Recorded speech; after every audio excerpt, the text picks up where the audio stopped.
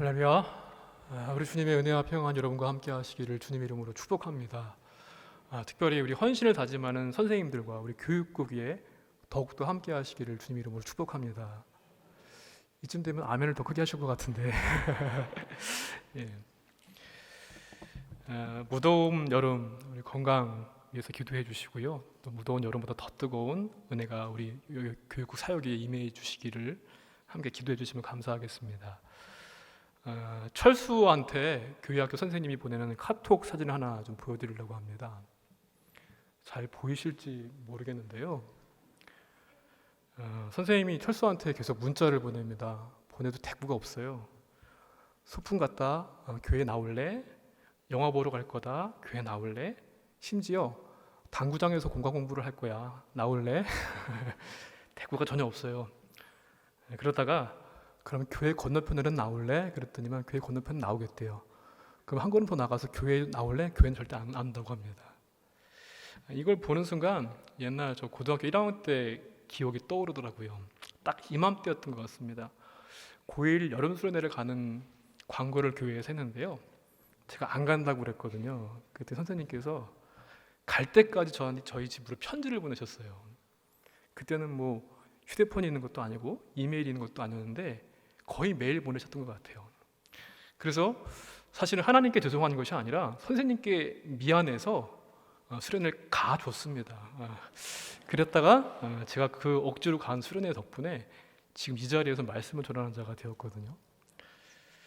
여러분 교회 학교 교사 선생님들이 한 자리에 모여서 각각 자기들이 가지고 있는 부서의 어려움들을 토로합니다. 먼저 유치부 선생님들이 말씀을 하시는데요. 몸에 멍이 가실 날이 하루도 없다는 거예요. 왜 그런가 하니까 업어달라 놀아달라 같이 뒹굴다 보니까 몸에 멍이 없어지는 날이 없대요. 그랬더니만 초등학교 고학년을 담당한 선생님들께서 이렇게 말씀하십니다. 오히려 부럽다는 표정을 지으면서 그래도 걔네들은 이쁘기라도 하지. 정말 이상한 그런 취향을 가지고서 미운 티를 팍팍 내는데 너무너무나 힘들고 어렵다 그렇게 말씀하십니다. 그랬더니 중등부 교사 선생님께서 또 이렇게 말씀하세요. 우리는 외계인을 상대하고 있습니다. 위아래로 검은 옷을 입고 또 코로나 시든 검은 마스크까지 끼면서 교회에 오면은 휴대폰에다가 시선을 받고 머리를 쳐박고 있는데 정말 외계인 같다는 거예요. 그랬더니 이번엔 또 고등학교 교사 선생님들께서 우리는 어른들을 모시고 있습니다. 상전을 모시고 있다고. 마지막 영화부 교사들이 이렇게 이야기를 합니다. 아이들 똥기저귀 갈아보신 적 있으신가요? 저희는 그게 1입니다. 이렇게 말씀을 하시더랍니다. 아마 대동소이한 그런 고충과 고민들, 어려움들을 갖고 계실 것이라고 생각이 되어지는데요. 그런데도 불구하고 묵묵히 봉사하시는 선생님들이 계시기 때문에 교회 학교의 미래에 소망이 있는 줄로 믿습니다. 우리나라 개신교단 중에서 제일 큰 교단인 장로교 통합 측에서 조사를 했는데요. 한국교회 2곳 가운데 한 곳이 교회 학교가 없답니다. 그리고 교회 학교가 있는 교회들도 교회 학교 선생님들을 모시기가 너무너무 어렵대요. 이러한 상황이 코로나를 겪으면서 더 악화됐습니다. 과연 희망이 있을까? 올해 5월 18일자 국민일보 기사에 나오는 그런 이야기입니다. 기사 제목이 이렇습니다. 타이틀이 이런데 용서하시고 들으십시오. 선생하기 어려운 시대에 내가 주일학교 교사를 하는 이유. 그 가운데요. 첫 번째가 교사하는 내 그 경험이 자녀 세대의 신앙 전승에 중요한 역할을 하기 때문이다. 그 다음에 제자들이 청년들이 되어서 다시 아동부에 자녀를 보내는 그런 경험을 하게 됐을 때 너무너무 감사해서 기뻐서 내가 그 일을 한다. 그리고 제자 가운데 전도사가 된 사람이 있고 목회자가 된 사람이 있는데 그 가운데에는요 내 교회로 사역자로 파송받아 온 그런 경험을 하신 분도 있으시더라고요. 아까 제가 서두에 말씀드렸던 매일 편지를 보내셨던 그 선생님께서 제가 목사가 된 것을 그렇게 기뻐하시더라고요. 자랑스러워하시더라고요. 제가 그렇게 뛰어난 것도 아니고. 그런데 또 단순한 봉사가 아니라 거룩한 사명이기 때문에 나는 이 일을 한다. 그리고 은퇴 이후에도 아이들과 함께 할 수 있다고 하는 이 시간이 너무너무나 감사하기 때문에 이 일을 한다고 그렇게 답을 하셨더라고요. 이 자리에 계신 선생님들께 한번 여쭤보고 싶습니다.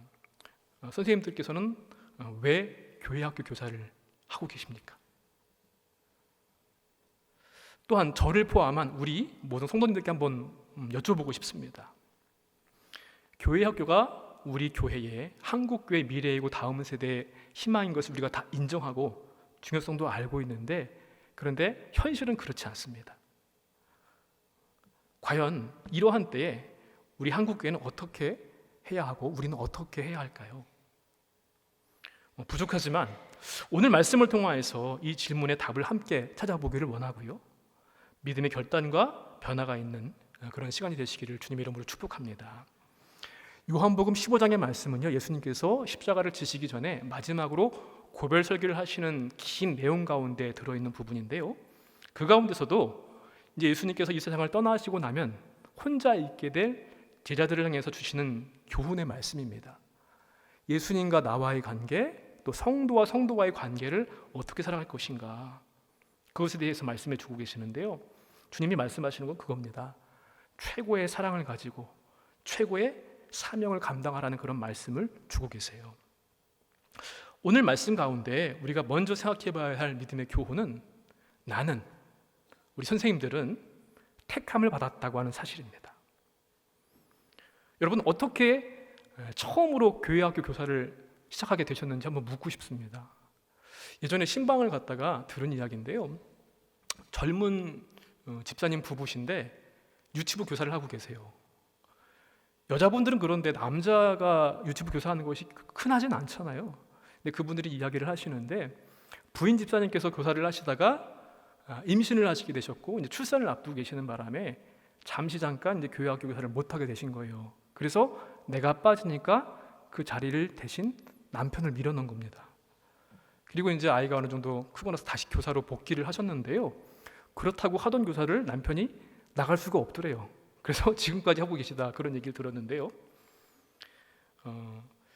내가 왜 교사를 하게 되었을까, 이것도 조사를 했는데요, 여러 가지 그런 이유가 있었는데, 하나님의 부르신 소명의식 때문에 내가 교사를 시작하게 되었다라고 하는 것, 그 다음에 말씀과 제자를 가르치고자 하는 내 안에 그런 내적인 열망 때문에 교사를 시작하게 되었다는 분도 있었고, 다음 세대 신앙 전수를 위해서, 그리고 내 개인의 신앙 성장을 위해서 가르치는 것으로 끝나는 게 아니라 그 일을 감당할 때 내 신앙이 성장하다는 것이죠.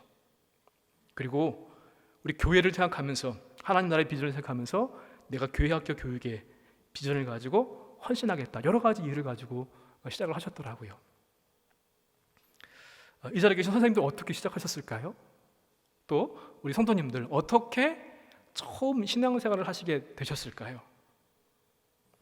처음에는요, 어쩌면 진심으로 하지 않았을 수도 있습니다.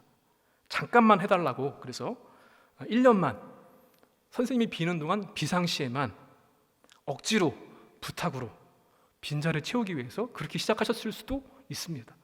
물론 그렇지 않은 분들이 더 많겠지만, 근데 어느덧 그렇게 시작했을지 몰라도 지금껏 제가 이 자리, 교사의 자리에 있다고 하는 것. 또 우리도 마찬가지죠. 어떤 분들은 모태신앙으로 신앙생활을 하시게 되신 분도 있어요. 나보니까 내 의지와 상관없이 우리 집안이 기독교 집안이라서 그냥 자연스럽게 그렇게 낳고 자라고 지금까지 온 겁니다. 때로는 친구와 지인을 통하여서 사업에 실패를 했다가 못쓸병에 걸렸다가 나음을 입고 은혜를 체험해서 신앙생활을 하신 분도 아마 있으실 거예요. 시작은 그런데 어쩌다였을지 모르겠지만, 우연이었을지 모르겠지만, 하나님께는 어쩌다가 없고요, 우연이 없는 줄로 믿습니다. 하나님은 실수로 사람을 부르지 않으셨고요, 우연히 이것을 행하게 하지는 않으셨습니다. 분명한 것은 여러 경로를 통하여서 하나님의 강권적이고 주권적인 역사가 있었기 때문에 내가 교사가 되었고 예비하는 성도가 된 줄로 믿습니다. 우리 15장 16절의 말씀, 우리 상반절 말씀을 함께 같이 한번 읽어볼까요? 다시 한번. 너희가 나를 택한 것이 아니요 내가 너희를 택하여 세웠나니. 아멘. 이 본문의 말씀을 헬라어 문법으로 보니까요, 강조 구문으로 되어 있더라고요. 그러나라고 하는 이 접속사는요, 앞의 말과는 반대 의미를 사용할 때 사용하는 접속사이잖아요. 그것이 가운데 딱 들어 있습니다. 그러니까 이러한 뜻이 될 것 같습니다. 나를 택한 것이 너희가 아니다. 그러나 내가 너희를 택하였다. 선택한 주체가 누구인지 그것을 강조하는 표현을 쓰고 있거든요. 너희가 나를 택한 것이 아니요 내가 너희를 택하여 세웠다고 말씀하여 주셨습니다. 제자들이 예수님을 선택한 것이 아니라 예수님께서 제자들을 선택하여 주셨습니다. 그런데 당시의 문화를 보게 되면 이것은 맞지 않는 방식이거든요. 당시는 제자들이 선생님을 찾아가서 내 스승이 되어 주십시오 이렇게 요청을 했습니다. 그래서 유대 랍비의 제자가 되기 위해서는요, 학생이 랍비를 찾아가서 요청을 했습니다. 선생님은 그 요청을 받아들일지 말지를 결정을 하는 거예요. 그리고 결정을 했다고 한다면은 이것이 요구됩니다. 스승의 가르침에 전적으로 동의하고 율법에 대한 깊은 이해와 헌신이 요구되었습니다. 이게 그 당시의 문화였고 관습이었어요. 그런데 예수님은 정반대로 직접 선생님이란 표현은 사실 부족하죠. 하나님이신 분이 제자들을 불러주셨습니다. 베드로와 안드레와 야고보, 요한 어떻게 부름받았습니까? 어부 일을 하다가 나를 따라오너라 내가 너희를 사람을 낚는 어부가 되게 하리라. 마태는요, 세관에서 자기 일을 하고 있을 때 나를 따르라 하셨을 때 부름을 받았습니다. 이사야서 43장 1절 말씀에 우리가 잘 알고 있는 말씀이 있습니다. 야곱아 너를 창조하신 여호와께서 지금 말씀하시니라. 너는 두려워하지 말라. 내가 너를 구속하였고 내가 너를 지명하여 불렀나니 너는 내 것이라. 아멘. 하나님이 우리를 구원하사 거룩하신 소명을 부르심은 예수 안에서 우리에게 주신 은혜대로 하심이라고 디모데후서 1장 9절 말씀에서도 우리에게 말씀을 주셨습니다. 사랑하는 성도 여러분, 그리고 우리 교회학교 선생님 여러분, 내가 어떻게 예수를 믿게 되었을까요? 내가 어떻게 선생님이 될 수 있었을까요? 내 의지와 뜻이 아닙니다. 부족한 나를 성도로 하나님의 백성으로 불러주시고 교사로 불러주신 하나님께 감사와 찬양을 드리면서 내가 어떠한 존재인지를 택함받은 존귀한 신분인 것을 기억하시는 저와 여러분 되시길 주님의 이름으로 간절히 축원을 드립니다. 두 번째로는요, 우리는 택함받았기 때문에 그러므로 우리 교사들은 열매를 맺어야만 합니다. 예수님께서 당시의 관습까지 어기면서까지 제자를 부르신 것은 그들이 완벽해서가 아닙니다. 부름받은 것 자체가 주님의 은혜입니다. 그들이 제자가 될 수 있었던 것, 내가 성도가 될 수 있었던 것은 은혜의 부르심에 순종했기 때문입니다. 그러므로 우리에게 필요한 것은 그 거룩하신 부르심 앞에 순종으로 열매 맺는 삶을 사는 것입니다. 다시 한번 본문의 말씀을 읽어보도록 하겠습니다. 시작.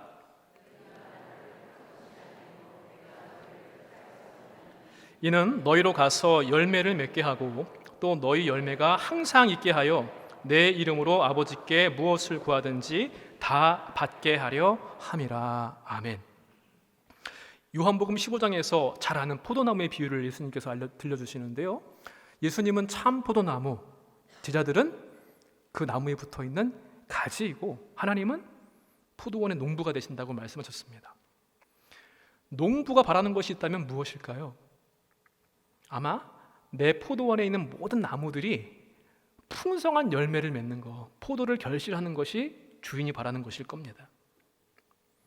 예수님의 제자들은 부름받은 목적대로 주님의 계명을 지키면서 열매를 맺어야만 하는데 우리가 맺어야 할 열매는 어떠한 열매인가? 17절 말씀 보니까 우리가 짐작할 수 있는 것이 있는데요, 그것은 서로 사랑하는 것입니다. 내가 너희를 사랑하였으니 나를 본받아서 너희도 서로 사랑하라. 주님이 주신 새로운 계명이시거든요. 서로 사랑하는 것은 예수님이 우리를 택하시고 부르신 목적이기도 하고요, 우리가 그리스도 안에 거함으로 맺어야 하는 열매이기도 합니다. 왜냐? 하나님 그분 자체가 사랑이십니다. 예수님을 통하여서 우리에게 그 사랑을 주셨습니다. 사랑이 전부입니다. 사랑이 본질입니다. 그리고 인간은 그 사랑에 감동하게 되어 있습니다. 그래서 예수님께서 우리를 사랑하신 것 같이 우리를 서로 사랑하라고 계명을 주셨습니다. 교사 선생님들께도 성도된 우리에게도 주신 새로운 계명인 줄로 믿습니다. 말씀을 준비하다가 어쩌다 교사라고 하는 그런 책을 봤는데요, 혹시 보신 분들 있는지 모르겠는데요, 선생님들은 보시면 참 좋을 것 같아요. 헌신을 다짐하고 내가 교사로서의 정체성을 다시 한번 되새길 수 있는 좋은 내용인 것 같은데요, 여기서 소개하는 내용 가운데 하나를 소개해 드리려고 합니다. 우리 선생님들은, 또 우리 성도들은 트레이너가 아니라 코치가 되어야 한다라는 그런 내용을 담고 있더라고요. 비슷한 그런 일을 하는 사람들이죠. 트레이너가 하는 활동을 가리켜서 우리는 트레이닝이라고 이야기를 합니다. 이 말의 어원은요 뭐냐 하면은 트레인입니다. 기차입니다.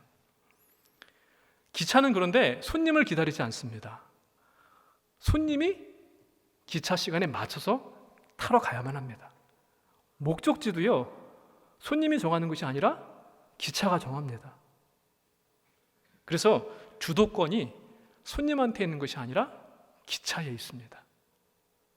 감시하고 감독하고 판단하는 역할이죠. 이거에 반해서 코치가 있는데요, 코치가 하는 활동을 코칭이라고 합니다. 영어 사전을 보시면 여러분 코치 그러면 무슨 뜻인지 알고 계시죠? 코치 그럼 뭐가 떠오르시나요? 혹시 뭐 지갑이나 가방 뭐 이런 거 떠오르는 거 아니시죠? 사전 가운데 보시면은 사륜마차라는 뜻을 가지고 있거든요. 헝가리 지역의 도시 이름이 코치인데요, 아마 이 지역에서 마차를 처음 만들었다고 하더라고요. 마차는 기차와 다르게 손님을 기다립니다. 손님이 가자고 하는 곳으로 가는 것이 마차입니다. 주도권이 마차가 가지고 있는 것이 아니라 기차와 다르게 손님이 가지고 있어요. 그래서 배려하고 존중하는 겁니다. 선생님이시든지 성도이든지 간에 우리가 서로 사랑하는 열매를 맺기 위해서 필요한 것이 무엇인가 하면 바로 트레이닝이 아니라 코칭입니다. 주도권이 교사가 아니라 학생이고요, 그래서 학생의 전인적인 성장을 위해서 그들의 눈높이에 맞춰야만 하고 육적인, 정신적인, 영적인 필요를 채워주는 모든 활동을 하기에 힘쓰는 것, 그게 바로 교회학교 교사입니다. 성도 역시 마찬가지입니다. 내 유익이나 편의가 먼저가 아니라 상대를 위한 배려, 섭리와 이해가 있어야만이 서로 사랑하는 열매를 맺을 수가 있게 되는 것입니다. 우리가 이 열매를 맺기 위해서 힘써야 하는 이유는 무엇보다 다른 이유는 다 차치하고서요, 예수님께서 우리를 코칭해 주셨기 때문입니다. 전지전능하신 하나님께서 우리와 똑같은 입장이 되기 위해서 낮고 낮은 땅으로 오셔서 우리 인간의 눈높이에 자신을 맞추어 주셨습니다. 종의 모습으로 오셨고 우리의 육적인, 정신적인, 영적인 모든 필요를 다 채워주시기 위해서 고난당하시고 죽으시고 다시 부활해 주셨습니다. 예수님의 성육신과 십자가가 바로 나를 향하신 예수님의 코칭이었습니다. 우리는 부족합니다. 연약합니다. 넘어집니다. 교사도 그렇고요, 성도도 그렇습니다. 그런데 그럼에도 불구하고 교사이고요, 그럼에도 불구하고 하나님의 거룩한 성도입니다. 우리는 하나님이 아이들에게 그리고 세상에 보내신 그러한 사람들인 줄로 믿습니다. 설령 내 스스로 부족하게 느낀다고 할지라도 하나님은 그 부족함을 통하여서 일하시는 분이십니다. 너희는 택하신 족속이요 왕 같은 제사장들이요 거룩한 나라요 그의 소유된 하나님의 백성이라고 말씀하였습니다. 사랑하는 성도 여러분, 그리고 교회학교 선생님 여러분, 상황은 쉽지 않습니다. 교회학교가 점점 침체되어 가고 있습니다. 교사들도 지치고요, 교회학교는 위태로워 보입니다. 교회와 성도 마찬가지입니다. 교회를 향해서, 성도들을 향해서 비판의 소리가 높아지고요, 밑바닥에 가 있는 그런 형편입니다. 때론 힘들고 외로워도, 어렵고 힘들어도 우리는 주님께서 가르치시고 보여주시고 베푸신 그 사랑을 놓지 않고 서로 사랑하는 열매를 맺기에 힘써야 할 줄로 믿습니다. 그 믿음을 가지고 순종으로 반응하실 수 있는 우리 모두가 되시기를 주의 이름으로 간절히 축원을 드립니다. 마지막으로 우리 교사들은 주님의 이름으로 구해야만 할 것입니다. 우리 16절 말씀 다시 한번 읽겠습니다. 너희가 나를 택한 것이 아니요 내가 너희를 택하여 세웠나니 이는 너희로 가서 열매를 맺게 하고 또 너희 열매가 항상 있게 하여 내 이름으로 아버지께 무엇을 구하든지 다 받게 하려 함이라. 아멘. 중요한 것은요, 하나님이 저를 세우셨습니다. 여러분을 세우셨습니다. 지금 내가 교사라는 사실이고요, 지금 내가 성도라고 하는 사실입니다. 이 자리는 사람이 준 것이 아니라 하나님께서 맡기신 자리입니다. 우리 교회학교 선생님들은 여러분들을 통하여서 복음을 전하는 통로로 삼아주신 하나님의 뜻과 은혜가 있는 줄로 믿습니다. 아이들의 인생 가운데 예수님이란 이름을 처음 새기는 사람이 바로 나라고 하는 거룩한 책임감을 느끼시길 바랍니다. 우리 성도들은요, 세상이 나를 통하여서 하나님을 보게 하는 그러한 창문과도 같은 것이 바로 우리 모두의 그런 사명입니다. 우리의 행실을 통하여서, 언행을 통하여서 세상 사람들은 교회를 보고 하나님을 바라보게 됩니다. 마태복음 5장 16절 말씀입니다. 이같이 너희 빛을 사람 앞에 비추게 하여 그들로 너희 착한 행실을 보고 하늘에 계신 너희 아버지께 영광을 돌리게 하라. 중요한 것은요, 잘하는 것보다 기도하며 사랑하는 것입니다. 그 한 사람의 사랑이 아이 한 명의 영원한 생명을 살릴 수 있게 될 줄로 믿습니다. 내 힘으로 할 수 없기 때문에, 그래서 하나님을 의지하시길 바랍니다. 오늘 말씀 보니까 예수님의 이름으로 구하면 무엇이든지 다 주겠다고 말씀하십니다. 왜요? 풍성한 열매를 맺게 하시기 위해서.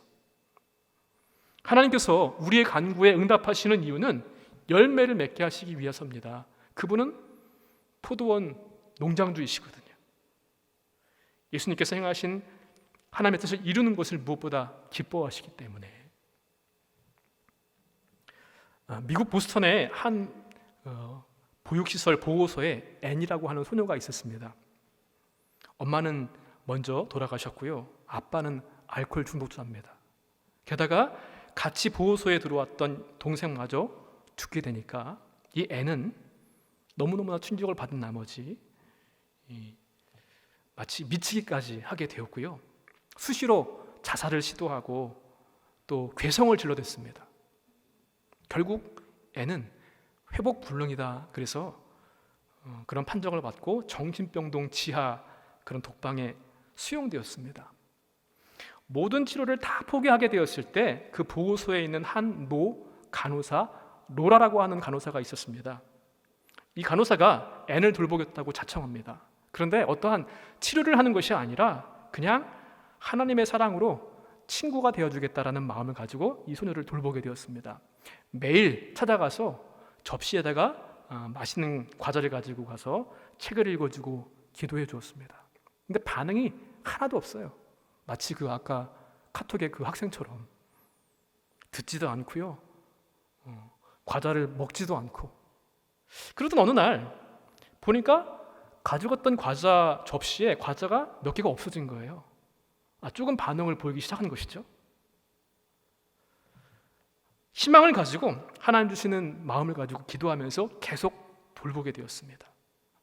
그러다가 혼자 막 중얼중얼 말을 하게 되기도 했고요, 마침내 2년 만에 정상적인 판정을 받게 되어서 나중에 시각장애인 학교에 입학도 하게 되었습니다. 그리고 교회에 다니면서 신앙심으로 밝은 웃음을 찾게 되었고요. 그런데 좋은 일만 있는 것은 아니잖아요. 그 자기를 돌보았던 로라 간호사가 먼저 세상을 뜨게 됩니다. 그렇지만 참 힘들고 어려운 시간이었지만 그 로라 할머니가 남겨준 희망을 붙잡고 마음의 눈으로 시련을 이겨내게 되었습니다. 그래서 학교를 최우등상으로 졸업을 하게 되었고요, 한 신문사의 도움으로 개안 수술도 하게 되었습니다. 수술을 받은 어느 날 이후에 애는 신문 기사를 보게 됩니다. 보지 못하고 듣지 못하고 말하지 못하는 아이를 돌볼 사람을 구한다는 신문 광고였습니다. 애는 그 아이를 자기가 돌보겠다고 합니다. 다 말렸습니다. 돌볼 수 없다. 불능이다. 불가능하다. 다 포기했습니다. 그런데 애는요, 저는 하나님의 사랑을 확신해요. 이 믿음을 가지고 그 아이를 돌보게 되었습니다. 결국 이 앤의 사랑과 돌봄을 통하여서 결실을 맺게 되었는데, 그 아이가 누군가 하면 여러분 잘 알고 계시는 20세기 가장 유명한 위인 가운데 한 사람인 헬렌 켈러입니다. 헬렌 켈러 너무나 잘 알고 있죠. 헬렌 켈러를 가르쳤던 스승 앤 설리반도 잘 알고 있습니다. 그런데 앤 설리반을 도왔던 로라는 잘 우리가 모릅니다. 어떤 사람들은요, 그 간호사의 이름이 로라가 아니라는 말도 있더라고요. 정확하지 않습니다. 사진도 없어요. 그런데 그러한 사랑의 헌신과 수고를 기도하면서 끝까지 돌봤던 한 사람 한 사람이 있었기 때문에 헬렌 켈러가 있었고요, 앤 설리반이 있었습니다. 한 사람의 사랑이 또 다른 사람을 살리고 그 사랑이 다시 세상에 감동을 전하는 그러한 선순환이 이루어지게 되었습니다. 사랑하는 성도 여러분, 그리고 우리 교학교 선생님 여러분, 어쩌다가 시작했을 수도 있습니다. 그럼에도 우리는 교사이고요, 어쩌다가 믿게 되었을 수 있습니다. 그러나 우린 여전히 성도입니다. 우리의 삶의 모든 주도권은 하나님께 있습니다. 하나님께서 택하셔서 부르시고 세우셨고요, 또 그렇기 때문에 우리는 서로 사랑에 힘쓰므로 말미암아 열매 맺는 삶을 살기를 애써야 될 줄로 믿습니다. 우리가 주님을 택한 것이 아니라 주님께서 우리를 택하셔서 교사로 삼으시고 성도로 삼아 주셨기 때문에, 또 우리는 부족하기 때문에 내 힘이 아니라 하나님께 간구하면서 그분의 도우심을 의지하면서 살아가게 되었을 때 하나님 기뻐하시는 풍성한 믿음의 결실을 맞게 될 수 있을 줄로 믿습니다. 사랑하는 성도 여러분, 교회학교 교사 여러분, 이번 여름에, 무더운 여름에 건강하시기를 원하고요, 무더운 더위보다 더 뜨겁게 역사하신 하나님의 은혜를 기대하면서 소망 가운데 또 기도하시면서 귀한 직임들을 감당하시는 우리 모두가 되시기를 주님의 이름으로 간절히 축원드립니다.